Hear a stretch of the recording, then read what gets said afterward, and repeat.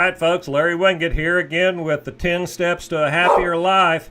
I've got Leon barking in the background at a blower that's happening a block away from me, and that makes him happy. It really does. He likes that excitement. He likes being, he's protecting us from that blower that's making noise over there. So if he barks and it disrupts you, I apologize, but this is Leon living a little happier life here surrounding us. So he's excited. So here's number 6 on my list on the 10 Steps to a Happier Life. You need to scope up. You need to elevate yourself above the fray that's going on. It may be in your personal life, your business life, your relationships, what's going on in the world. Scope up a little bit. Here's what I've discovered. Pettiness is just one of the most attractive things ever. Unattractive things ever. Pettiness. And we see people who are being, boy, do we see it in politics on both sides. Goodness gracious, the pettiness of the Democrats, the pettiness of the Republicans. You know, last week I talked about the constant need to be right. Boy, both sides need to learn that. Both sides need to learn that. And I'm not making a political statement here. I'm saying how these principles apply to politics. But pettiness in our relationships, especially with those closest to us. Sometimes we get pissed off about the dumbest stuff, and it can wreck a day. And why would you wreck a day with the people you love most, with your wife, with your kids? Why would you wreck a day? All because you're not able to scope up and you get petty about stupid shit. Don't do that. All right? Number 7 on my list is rise above the approval of others. Wow. Here's the line that backs it up. You're never going to make everyone happy anyway, so stop trying. You're just not going to. Somebody's going to be pissed off at you. Boy, have I learned that one. Now, this is one, folks, I'm there. I don't need you to approve of me. As long as at the end of the day, Larry Winget approves of Larry Winget and the values that I talk about, and I've lived that kind of a life right there, a life of probity.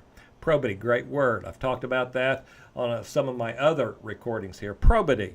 And probity is the adherence to high moral standards, values, and ideals. Adherence to my ideals, my values. That's what makes me happy. And I don't need anybody else's approval in order to do that. When we live to make other people happy, I'll guarantee you that is the best way not to be happy. When you are living to make others happy, now I'm not saying you go out of your way to piss people off. Don't be stupid about this. And don't take anything I say to the extreme. All of this stuff, you need some common sense. But trying to make other people happy all the time, it can't be done. Trying to get everyone's approval, that's a ridiculous notion. And people who live that way, we see them, they are saying, well, I'm a people pleaser. Well, screw that. That's never going to work out for you. Pleasing others is the guarantee in everything that you say and do and think. That leads to an over-political correctness. That leads to this ridiculous mentality that ends up in depression and disappointment and guilt and all the things that I've talked about here, which is dumb.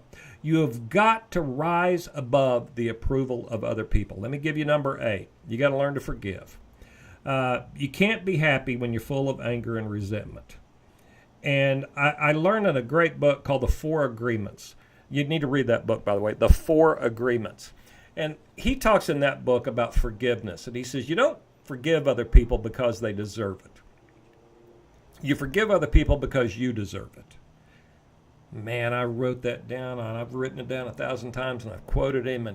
And my goodness, I need to remind myself of that. I look at idiots in my life and go, they don't deserve that forgiveness. But then I realize I deserve the forgiveness. I deserve to forgive them so I can move on past it.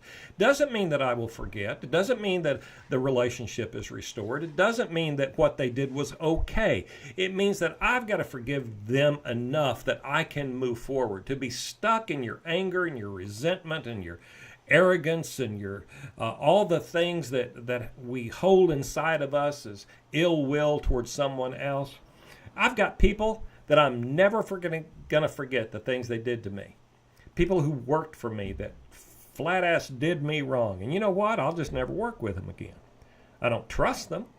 But it doesn't mean that I don't forgive them, that they were an idiot at the time, and that maybe they still are the very same way. It just means I won't be around them. I won't expose myself to that kind of hurt that they caused. I just won't get in the situation again. But I have forgiven them. That says that's their issue. It's not my issue any longer, and I'm moving forward. And that's kind of where we need to focus. All right, I hope that you're getting something out of these 10 Steps to a Happier Life. If you'd like to go online, download the postcard, you can certainly do that. I sell these in bunches of 100 of them. I don't think I have many of them left. So anyway, there you go.